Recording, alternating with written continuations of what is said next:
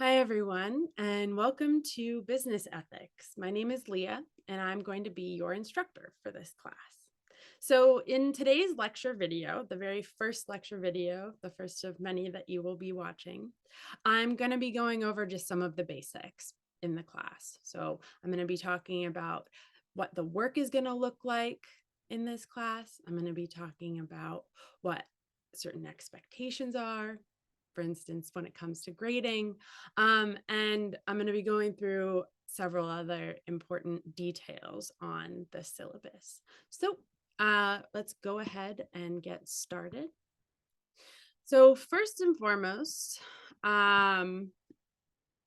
you might find yourself in a situation where you have a question or something like this. Say you can't find a link on the Blackboard, or something isn't working, or something along those lines. You don't understand a question perhaps on an assignment. The first thing you want to do under circumstances like that, and I make this note down here at the bottom, check the Q&A forum. So I'll be posting a video separately going through the course Blackboard and just navigating it, where to find things, and so on. But on the main menu on the course Blackboard, you'll see a tab labeled Q&A forum. And that's the place that you want to go when you have questions like, I don't understand what this question is asking, or what's the length requirement if you're feeling confused about something like that, or the PDF isn't working, or the link is broken. Go to the Q&A forum. If you have that question, it's very likely that somebody else as well has that question. And if you don't see that question posted, it's a nice helpful move for all of your classmates for you to post that question there, so then I can answer that question for everyone all at once instead of emailing one at a time back and forth. So yeah, if you have sort of a logistics type question, due date clarification, content questions, things like that, check the Q&A forum. Now, something of a more personal nature, maybe something came up, you need an extension for an assignment, something like this, email me. My email's right here on the syllabus. This is very important. If and when you email me, you must be sure to include 5330 and your full name in the subject line. I am teaching several asynchronous sections of this class in particular. So if you put your full name in your email right in the subject line, I'll know exactly who you are and know exactly which section you're in. That'll make things easier. Additionally, when you write 5330 in the subject line, that ensures that I will see your email. I think that probably, as many of you are familiar with, we get a lot of emails through CUNY, right? And sometimes I'll get so many emails it'll push a student email down to the bottom. Now, those are the emails that are most important to me. Those are the ones that I want to answer first. So to help keep yourself at the front of the line in terms of, like me reading my emails, checking my emails, if I see 5330 in the subject line, I'm like, oh, that's a student. I'm going to take care of that right away. So it helps you, it helps me, it makes things easier. And then that way we don't have to wait a long time to get in touch with one another. All right. So basic information about the course is here right at the top of the syllabus. I will have office hours scheduled on Mondays between 3 and 4 p.m. and, importantly, by appointment. Most of the time in these classes, I am scheduling appointments to speak one-on-one with students. So if you would like to set up an appointment, say office hours don't work for you, send me an email, give me some times that work for you for us to meet. Okay. All right. So what are we going to be doing in this course? Well, the name says it. We're going to be thinking about ethical issues in business. One of the things that we're going to be thinking about really early on is a familiar argument, I think, that takes on many different forms, namely this idea that there's something special about a business context.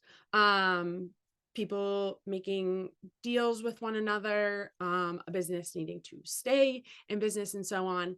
And sometimes this way of thinking creeps in where it's like, well, this is such a different thing. It's almost like the ethical concerns shouldn't really matter here. This is about making money.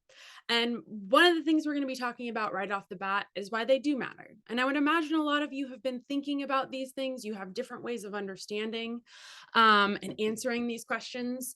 For instance, like how much is a company permitted to take advantage, potentially even like cause a little bit of harm, suffering, discomfort even to employees for the sake of making money. Now, I'm sure that many of you have thought about questions like that, and you have arguments in your mind for or potentially against businesses making those kinds of decisions.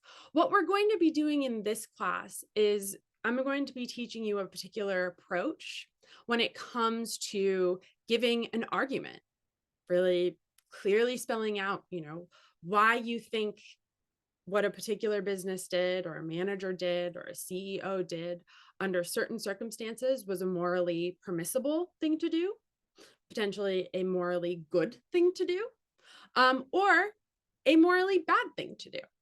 And the approach, the method is one that comes from philosophy. We structure our thinking in certain ways, we define terms, and we have a sort of structured way, a system for giving those kinds of arguments. So that's mainly the thing that we are going to be doing in this class. So in examining those things, sort of learning how to utilize this kind of system and thinking through these ethical problems. We're going to be looking at the kinds of social responsibilities that a business might have, right? Social responsibilities, meaning, the responsibilities, obligations it has to the communities that it exists within. We are also going to be thinking about, what's okay to do in a business negotiation? Is it okay to lie? We're also going to be thinking about what makes discrimination wrong in the workplace. And finally, at the end, what kinds of responsibilities do environmental responsibilities do businesses have? So going beyond, the communities that they exist within to like the world more broadly, what do those responsibilities look like? And all the while, we're going to be using or practicing this approach that I'm going to be teaching you in the beginning to sort of work through our answers to these different questions that pop up. All right, so the learning outcomes mainly center around using some concepts that come from philosophy, namely a handful of moral theories, to help us answer some of the questions that I mentioned a second ago, that are mentioned above. This is going to hopefully hone your critical reasoning skills if they are not already finely honed. Maybe they are. Also, there's going to be some discussion, some engagement back and forth with your classmates on the discussion board. And one of the most important outcomes that or one of the most important sort of aims or goals in terms of what I want to teach you is really thinking through your arguments. A lot of what you're going to be doing is explaining why you think what you think. Certain details in your mind that just might seem so obvious, like would it be better to make $500 billion and hurt a bunch of people, or make $2 billion and not hurt anyone, right? Like an answer to a question like that might feel so obvious. What I'm going to be doing is really pushing you to explain why, and specifically using some of those principles or moral theories that we learn about in the beginning of the class to explain why or why not, you think that it's permissible, morally okay for somebody to go for the $100 billion and hurt a bunch of people when they say had the option of just taking the $2 billion instead. So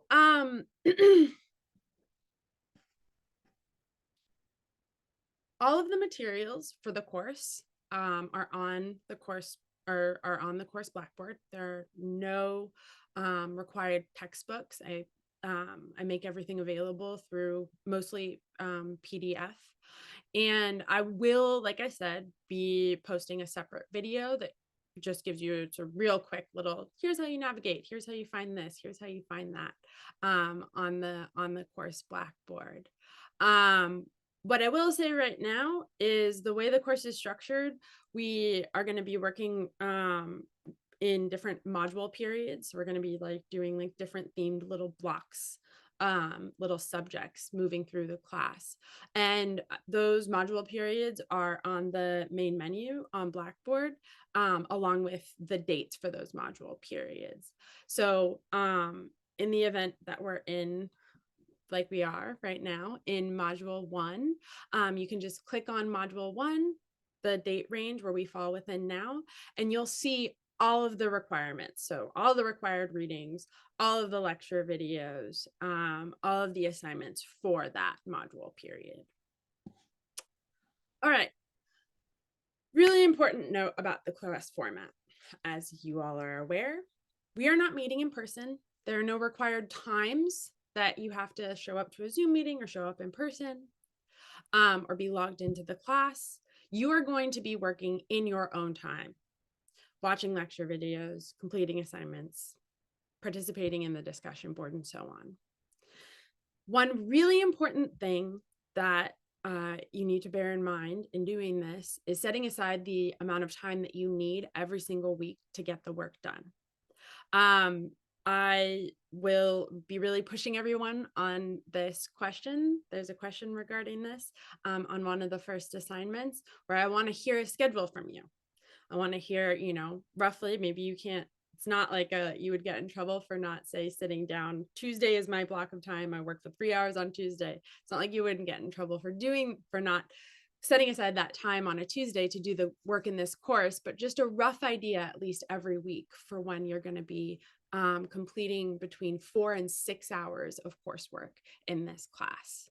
It's crucial to stay on top of these things. For anyone who hasn't taken an asynchronous class before, it's really, really easy to fall behind. And for those of you who have taken an asynchronous class before, I'm sure that you're familiar with this. So we'll be talking about the schedule. You'll be thinking that part through a little bit more in your first assignment. All right. Quick note about accessibility. I try to make this class as inclusive as possible. I'm always learning.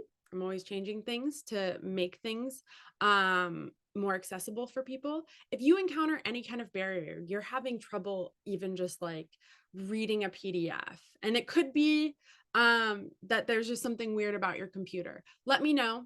I want to try to work things out for you. If you do have a disability, please, if you could get me your information from Disability Services so I can make any of the necessary accommodations.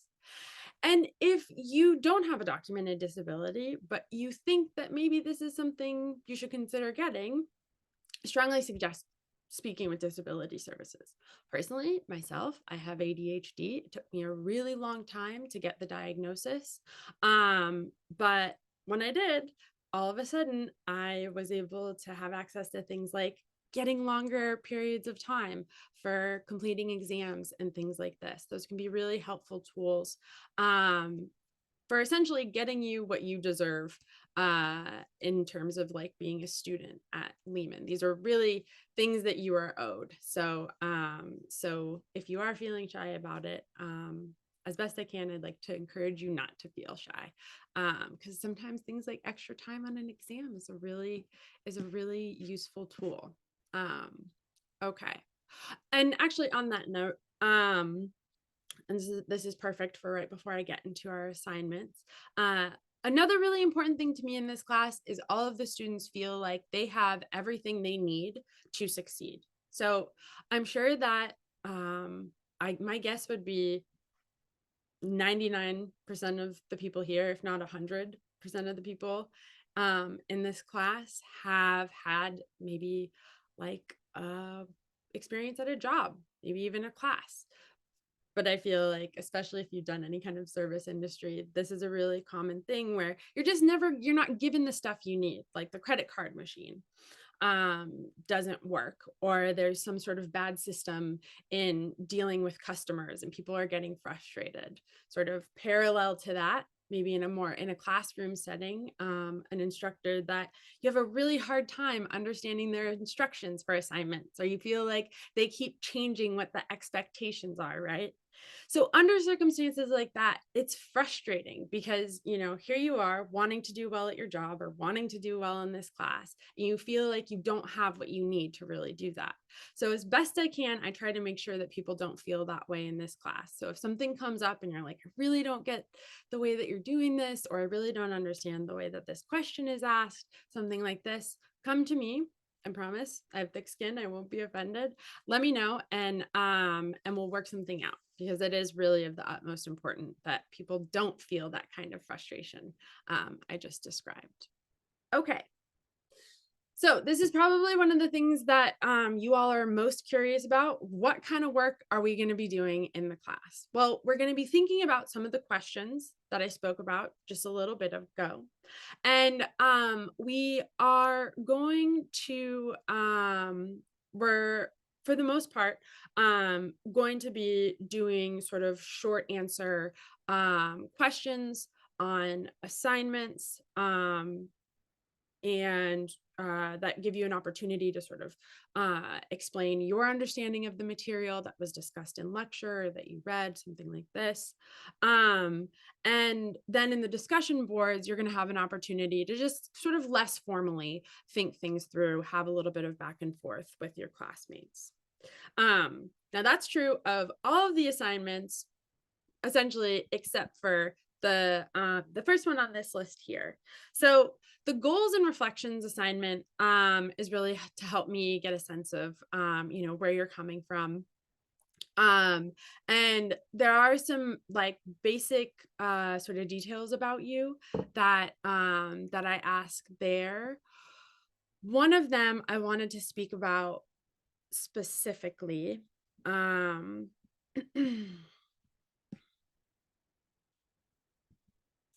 It is the last question on the course goals assignment. So this assignment is one of your first assignments that is due. On this assignment, I ask you this question here. I ask if you'd like the option of joining a group chat with your classmates. So I'm not asking for you to enter into a study group or do any kind of group work with your fellow classmates. I'm asking essentially I'm going to be sending out a mass email to everyone who says yes. And in that email, you'll see everyone else's email who said yes. And then from there, I let you all sort of work out how you want to do things. More often than not, students just do a big WhatsApp group chat.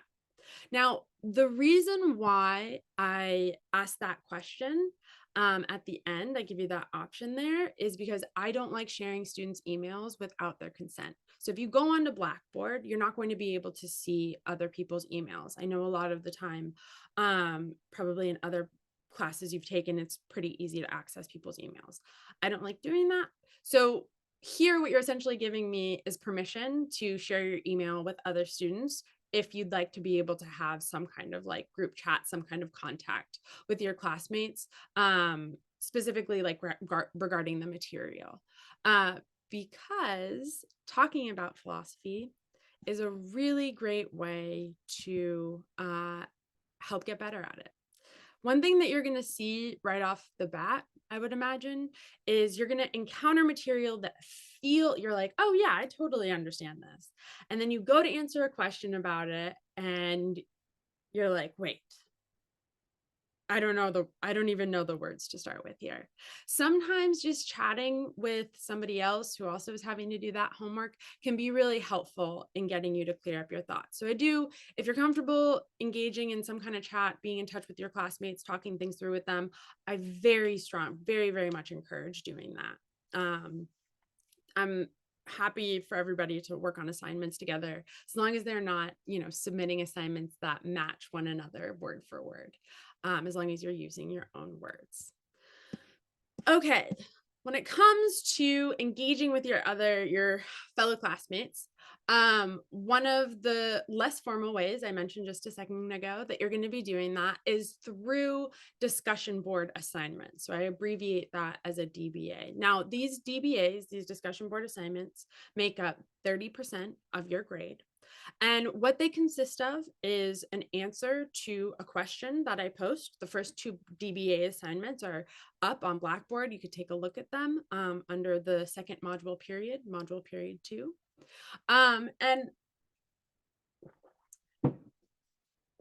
as long as other people can understand what you're saying in your post, like, I don't care if, instead of writing out YOU, you just write the letter U. Like, this is very informal communication, provided that other people can understand you, where, yeah, you just give your response. It's going to be, the questions are typically applications of some kind of like contemporary current issue, some application of a concept that we've been discussing in the class.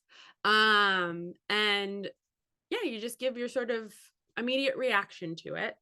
And while I don't care about any of the grammar typo stuff, one thing that is important there when you're posting your thread, so at this point here, so posting your thread, meaning your response to the question, is that it satisfies the word limit, which is more often, not always, but more often than not, 150 to 250 words. For your combined answers, a lot of times I'll ask parts of questions. So it'll be like, this week we talked about utilitarianism. What do you think about this case here? It's like A. How do you think so-and-so might respond to your reaction? Question B. So your combined answers to A and B would be at least 150 to 250 words. Now, I know oftentimes word limits are not necessarily arbitrary, but or word requirements for assignments in school, they're not necessarily arbitrary, but I think sometimes students feel, and I think this is true a lot of the time, that it's just trying to like push people to spend time writing. It doesn't really matter what you say. In this class, I really think about the word requirements because I have them there to help you as a guide for determining how much you need to explain your thinking. So if you remember at the beginning of this video, I was talking about how I'm going to be pushing you to really explain your thinking, give out the details, all of that, things that might feel so obvious in your mind. I'm going to be pushing you to really explain things like, why is that not okay? It's not okay because it's not okay to hurt somebody. Okay, but why is it not okay to hurt somebody? I'm going to be doing that a lot. It's an annoying thing that philosophers do, and I'm going to be pushing you to do it a lot here. And those word requirements help give you an indication of how many whys you need to answer. So they're really not there. They're really not there to make you spend time just like writing about something and thinking about something. That's not what I'm doing. I don't care. Maybe I've had plenty of students who are very verbose, really like to write a lot, have a lot to say. And if they just spend, like 5-10 minutes, they're like writing it out, they barely even thought about it, but they're answering all those whys, they're like digging in, thinking about it to some extent, or at least really explaining their thinking well. That's great. It's not this arbitrary thing. It really is. It's really important when you see a word requirement or length requirement, which pretty much goes for every single thing that you're going to be doing in this class. I'll give you a length requirement. Check your work over. Make sure that you satisfied that length requirement. If there is a question, say on a worksheet, which I will discuss in just a moment, where it says, answers should be between 2 and 5 sentences. If there's one sentence there, it is very, very likely that you did not fully answer the question. So that's a good way to flag, go back, see what you missed. Similarly, in a discussion board post, if you just have a couple of sentences, you're at like 75 words maybe, go back, read the question, read what you wrote, ask yourself, did I answer the whole question? Is there more that I need to explain here? And 99.9% of the time, there is. So yeah, that's why those length requirements are there. All of that said, if I get a complete full answer, I mean, this happens every so often, not super often, but there's some people that are really concise in the way that they write and that they think. If I get something under the word requirement that does satisfy the, like, really answers the whole thing, I won't necessarily mark off points, but that's a really risky move to make, because it's likely that that you will have needed to explain more, especially on the discussion board assignments. All right, so you post your thread. It's at the word requirement. The next thing that you are going to do is reply to another student's post. Now, I strongly recommend you take a look at the rubric for these DBA assignments. It's under the subheader course resources on the main menu on Blackboard. There, I talk quite a bit about how or about what thoughtful engagement with another student's thread looks like. So responses like, oh, that's really interesting, aren't going to cut it for this. You'll need to at least explain why you think a point another student made was interesting. So yeah, again, the rubric for these DBA assignments can be found under the subheader course resources under the tab instructional videos and rubrics on Blackboard. Okay. Oh, finally, another note on those is they're going to be due pretty much every week. There's a couple of exceptions. You can see that in the course schedule at the end of the syllabus. But for the most part, posts are going to be due on Thursdays and replies are due on Sundays. Posts, any late posts, so you post on a Friday, will not receive credit. You can receive partial credit for if you give your post, then you'll be able to access the Blackboard. You'll be able to view that particular discussion board, and then you'll be able to respond to another student's post. And then you could get you can make up some points there. But it's a hard due date on those posts, because I need to make sure that there's going to be posts up there for students to respond to. So if you don't post your initial thread by Thursdays, it will not receive credit. It's really important to stay up on these assignments. It is 30% of the grade. They're small little assignments. They're very informal. But this is one of those things that you really want to be careful with your scheduling and time in this class to make sure you get done. So each DBA is worth up to 10 points. And at the end of the semester, you will have needed to earn at least 60 points. So you'll need to have earned at least half the total number of points possible for these DBAs in order to pass the class. This is just a requirement for the course. Essentially, this is taking the place of in-class participation. But to some extent, you can kind of think of it as attending class. So if you're not there or participating less than 50% of the time, then you won't be able to pass the class. All right. So the two other kinds of assignments that you're going to be doing in this class are worksheets and the exams.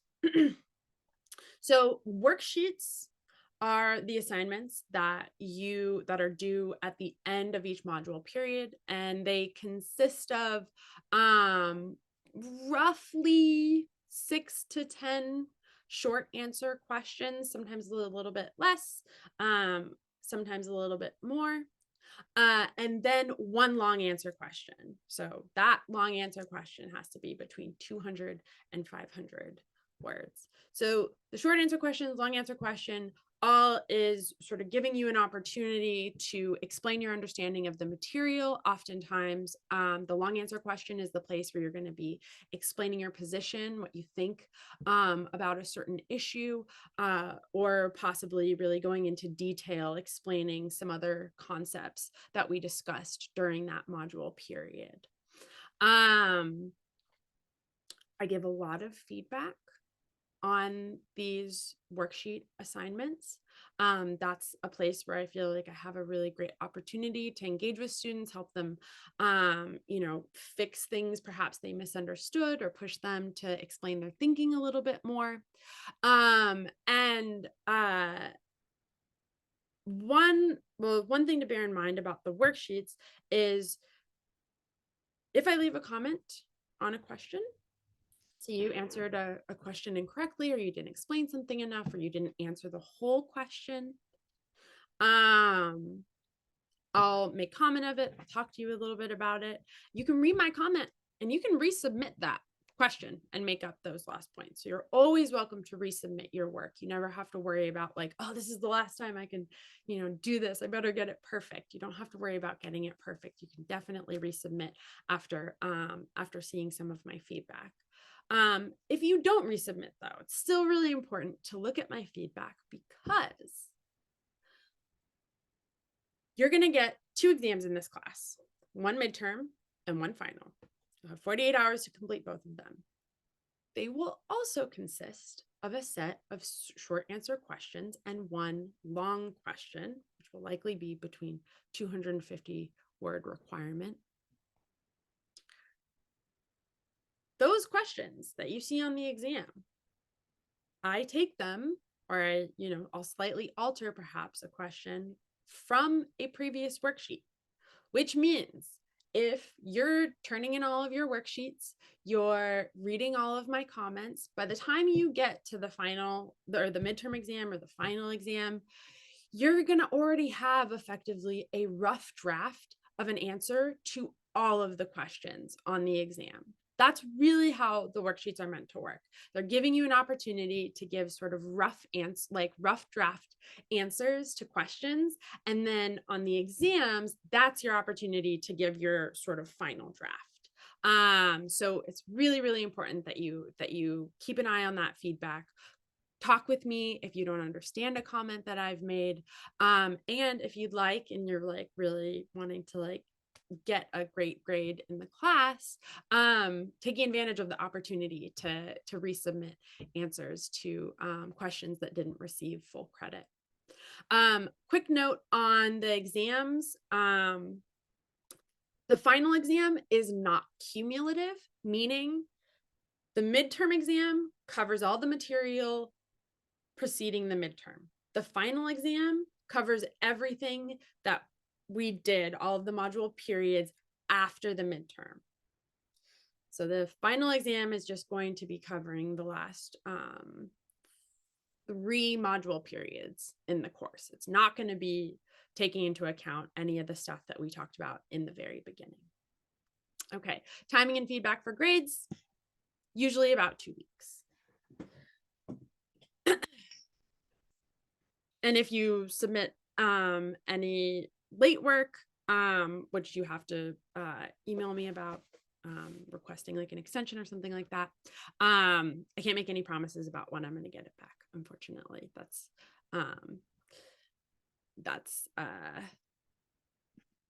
I have to finish all the grading and then get back to the older late assignments. Okay. All right. On to the subject that you all, I'm sure, are hearing so much about right about now, academic integrity. All right.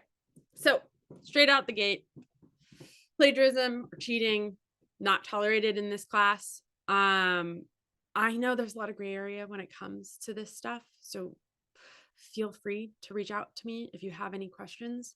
The stuff that isn't gray area, the stuff that is like, yep, this was like Googled, copied and pasted, you asked ChatGPT, something like this. More often than not, I feel like that's something that happens. Somebody is stressed. They have been spending a bunch of time working on the assignment, trying to understand it. They're having that experience of like, I just don't have the words. I don't know how to explain it. I don't know how to give the answer that she wants me to give, something like this. Everything I say sounds stupid. All of this back and forth, like much sweat, much effort, much work, and then going to the internet, Googling it or asking ChatGPT and copying and pasting it. By that point, I feel like people so often don't even realize that that kind of behavior is not acceptable. I mean, in general, a really good rule of thumb to follow in this class is if you are copying and pasting, so like here's like an old sort of like desktop thing that you do, right? Or you have like keyboard shortcuts for it. If you're doing any copying and pasting, that's plagiarism or that's cheating.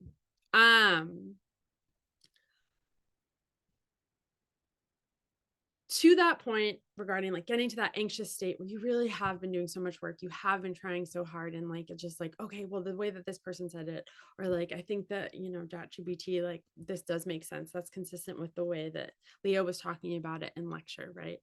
That headspace is one where students are like entirely focused on giving something that they think of as like the correct or right answer. And really, the beauty of philosophy is there isn't any such thing. I mean, you could incorrectly explain someone's view, for example. That's true. But there's always so much room to explain why or give an argument as to why you think you know, this is this person's view. There's things are, it's annoying almost how much things are up for debate. But that process, that explaining why you think what you think, things that feel so obvious, like a moral judgment, like obviously, you know, you take the $2 billion and you don't hurt anybody, right? Something that feels so obvious. What we are doing in this class is, or rather, I am trying to teach you how to spell out those details, how to explain your thinking, how to think about another argument, potentially an argument against something, like how to think about where somebody might be coming from when they say, no, I'm taking the $100 billion, right? And from there, I think that, you know, at least with that example, hopefully you have some skills, if you don't already, you develop them for shutting that person down and saying, no, that's not okay. That's the purpose. When I am grading your work, when I'm sitting down and reading all those comments on your worksheets, I need to be seeing what you're thinking, not something that was copied and pasted from the internet or from ChatGPT. Really, that when that happens, that undermines my entire purpose in being here. I am here to help you sort of explain your thinking in this particular kind of way. And all I have is your writing, since we're not meeting in person. This is an asynchronous course. And if I'm getting something from a chatbot or from, you know, maybe not Wikipedia, but something like that, you know, like Cliff's Notes or something like this, I'm not doing that. It totally defeats the purpose in me being here. So if you find yourself in the state I was describing a second ago, where you're just like looking at it, you're like, I watched all the lecture videos, I did all of the readings, I can't understand how to answer this. Everything I said sounds wrong, it sounds bad, doesn't make sense. I don't understand this idea. I don't understand this thing that she was saying in the lecture video, for example. You can email me. I don't care if it is 11:59 on a day that like the worksheet assignment is due. You can say like questions number 5 and 6, like I can't get them, I need to come back to them later, like and I will give you an extension for that assignment. I would much rather give students an extension for an assignment than have them just like out of desperation go to the internet and pull something from there. Now, when it comes to questions about the questions, maybe at 11:59 when you're all maxed out, you're like, I just can't do this. I don't get questions 9 and 10 or whatever. That's fine. That'll get you the extension. The next day, though, I need you to email me and be like, this is what I don't understand about these questions. We can talk it through and figure it out. So before you copy and paste, email me. It doesn't matter if the assignment is like going to be due in a minute, 60 seconds. That's the better route to go. All right. Now, this is probably the thing that I'm sure everybody is just hearing so much about now. Using chatbots and other AI writing tools. All right. So for those of you who are not familiar, there's kind of this. So we have ChatGPT now, right? Like you can go to ChatGPT, you can put in a question, ChatGPT is going to spit something out that like a few years ago, the thought of like an AI being able to produce that kind of written content just was like, what? Makes sense. Seems like it really like covers all this stuff. So we have things like that. We have things like chatbots, which technically are AI writing tools. But another form of AI writing tool that I'm sure many of you are also familiar with are writing tools like Grammarly, right? So for instance, when, this is when, and other word processors have this, even I think like predictive text, right? Like when we're texting somebody, or when you're writing an email over Outlook, right? Like you'll write something and then like a little box will pop up or something will pop up and it'll say like, this sentence sounds redundant.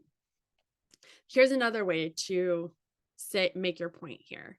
Or it'll make some like like this is a split participle. Here's how you fix what you wrote. Or you already used this word a bunch of times. Here's some other options for using different words.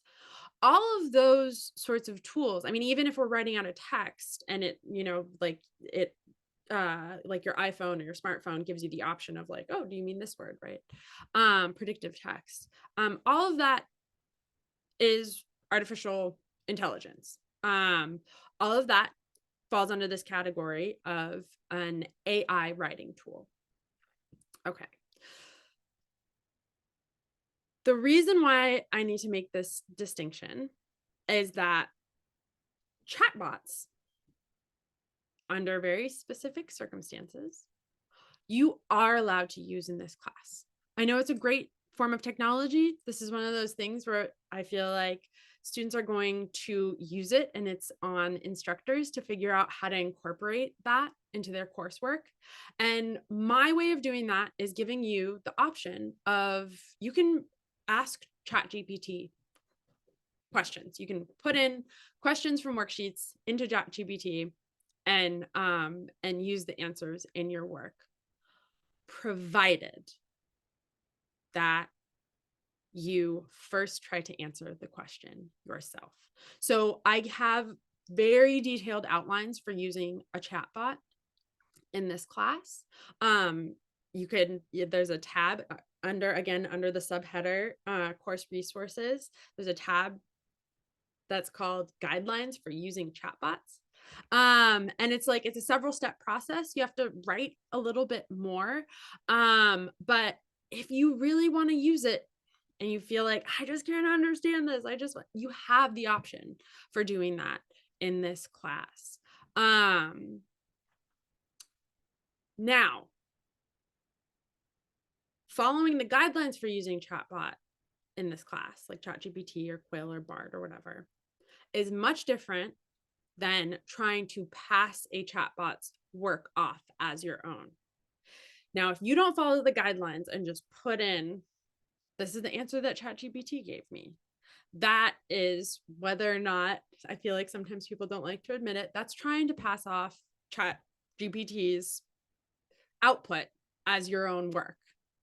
That is not permitted in this class. That constitutes cheating in this class. And it's something that I take very seriously because, again, it undermines the purpose of me being here. I am not here to explain to ChatGPT why it missed an important point about Aristotle's concept of virtue. I am here to explain to students why perhaps their description of Aristotle's concept of virtue isn't entirely accurate or is missing something, something like this. So I make the option available for using chatbots in the class. If this is something you want to do, check out the guidelines. Let me know if you have any questions. Great.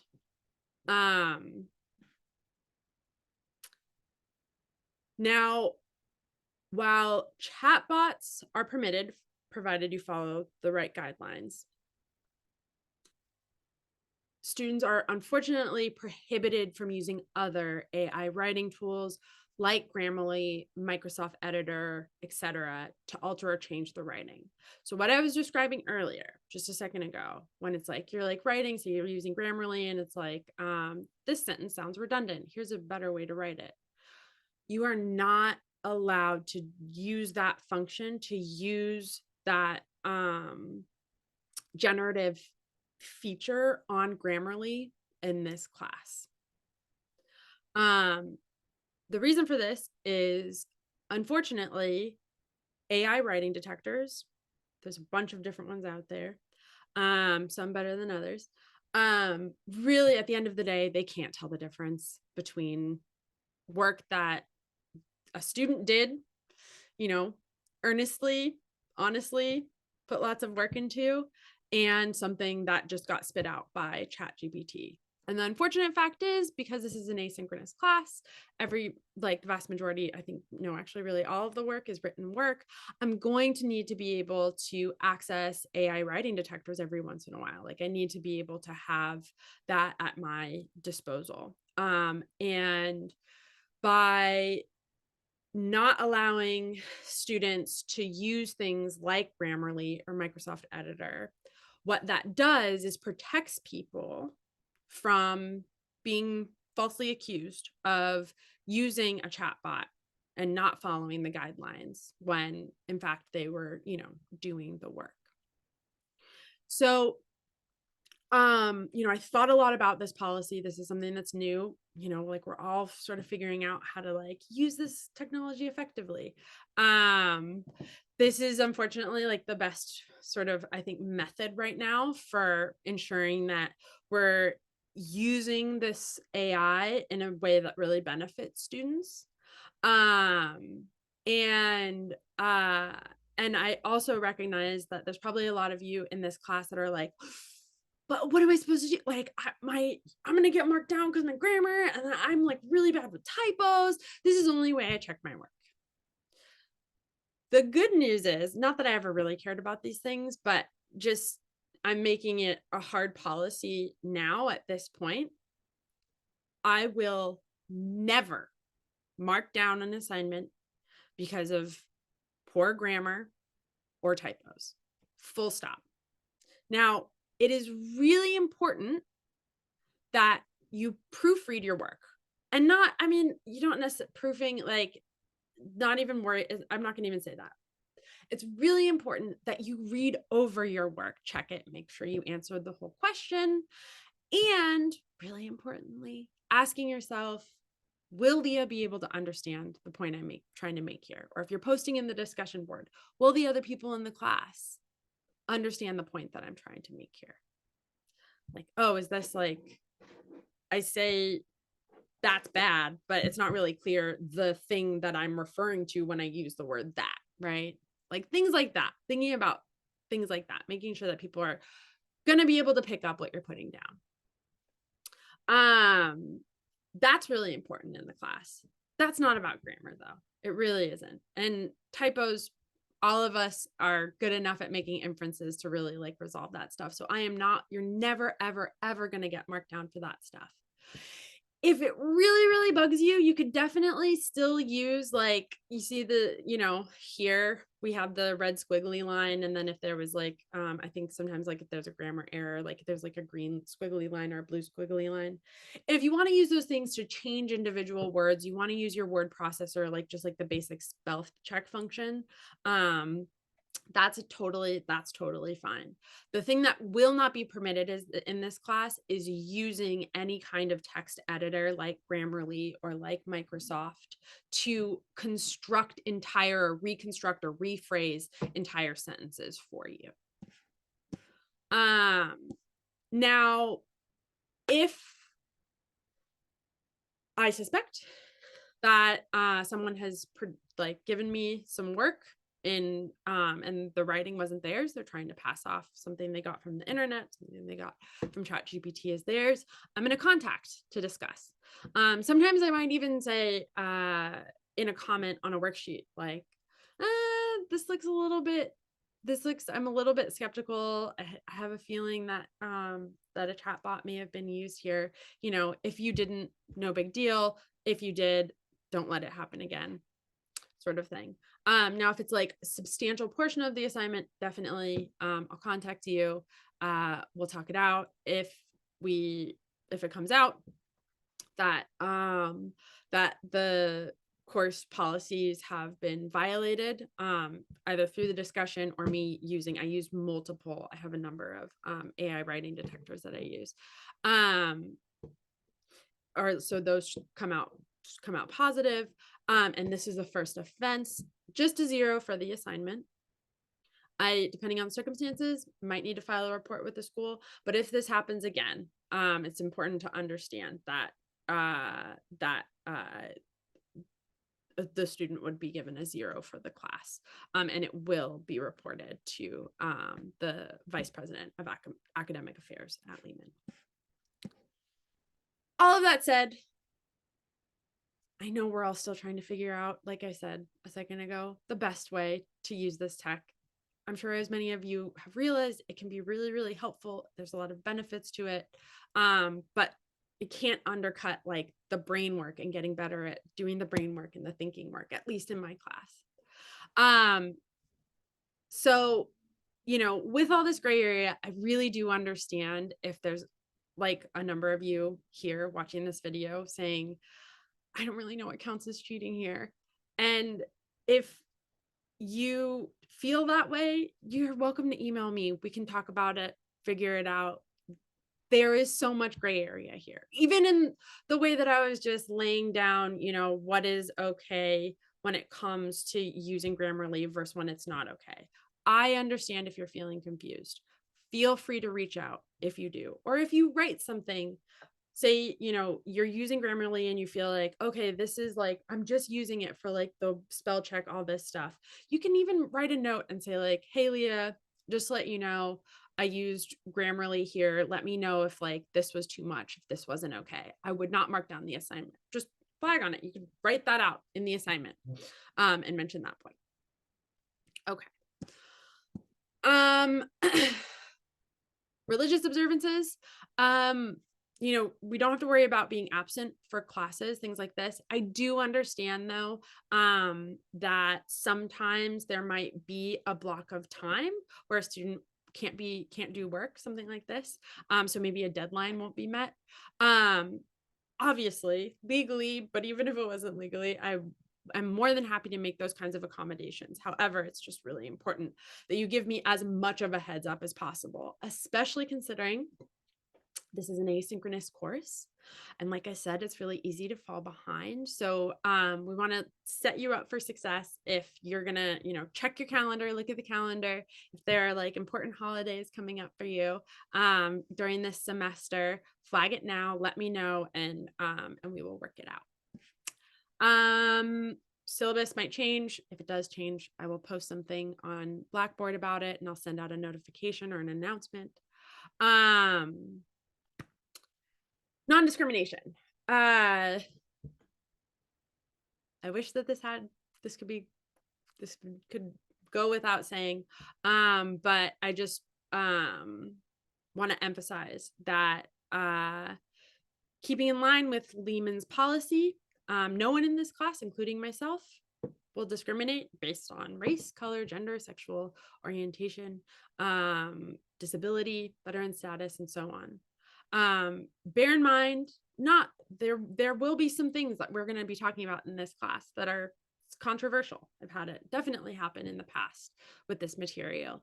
And it's really important, especially on those discussion boards, that we do it in a way that that is mindful and respectful of other people in the class.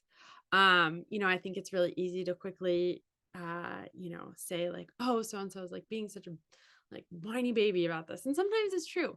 But sometimes it's not. Sometimes we're being a little bit too hard on a person. A big part for me of being good at philosophy is thinking about where other people are coming from, right? It's part and parcel with understanding their arguments. And you have to understand an argument in order to be able to say whether or not you agree with it, right?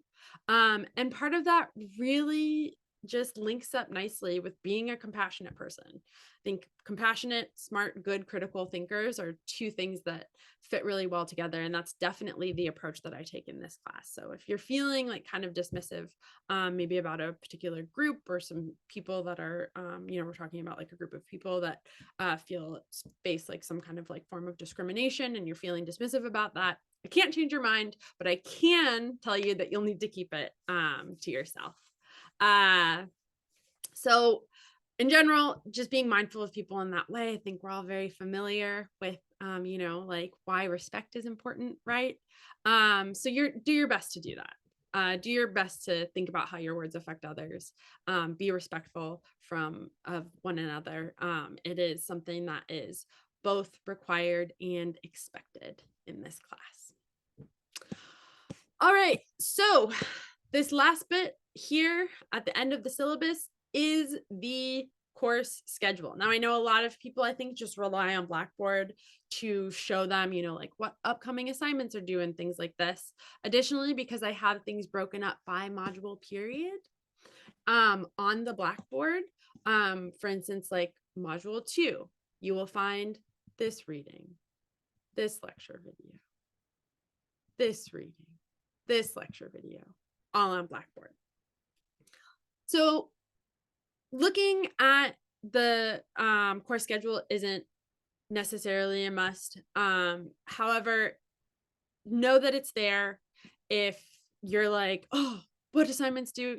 I tried as best I can to give a like nice, clear sort of presentation of the things easily able to be found by their date that are going to be due, because, organizing your time is such a crucial and important part of doing well in this class. Okay. Well, like I said, this is I'm gonna be posting another video shortly, just a quick like, here's where you find all the stuff on Blackboard stuff. Additionally, this is something that I do every so often at the very end, sometimes in the middle of a lecture video, is I give an opportunity for extra credit for people that made it all the way through, or at least like made it halfway through. So I'm going to be doing that here today. This extra credit assignment, if you'd like to, it's going to be worth up to 10 points, which is a lot. That's a full discussion board question. Send me an email, right? Has to have like all the right stuff in the subject line. And in your email, I want you to explain a point I made a little bit ago about the most important question that you should be asking yourself when you're reading over your work, say a worksheet or a post for like a thread on the discussion board, right? I was talking about thinking about whether or not somebody could understand it, right? So explain the point that I made there. And then tell me if you feel like when it comes to written work that you submit for school specifically, or even just in your like work emails or text messages, is this something that you do? Do you ask yourself whether or not the person you're addressing, like really genuinely, is this something that this person can understand? Will they understand the point that I'm trying to make here? And or if this is something you feel like you should do more, or if this is something like you feel like you never do and you have a totally fine time communicating, any of those answers would be fine. So yeah, you can send that to me in an email. My email address you can find on Blackboard or on the syllabus that I just went through. Be sure to put all the necessary parts in the subject line. And welcome to business ethics. I hope that we have a great semester. See you soon.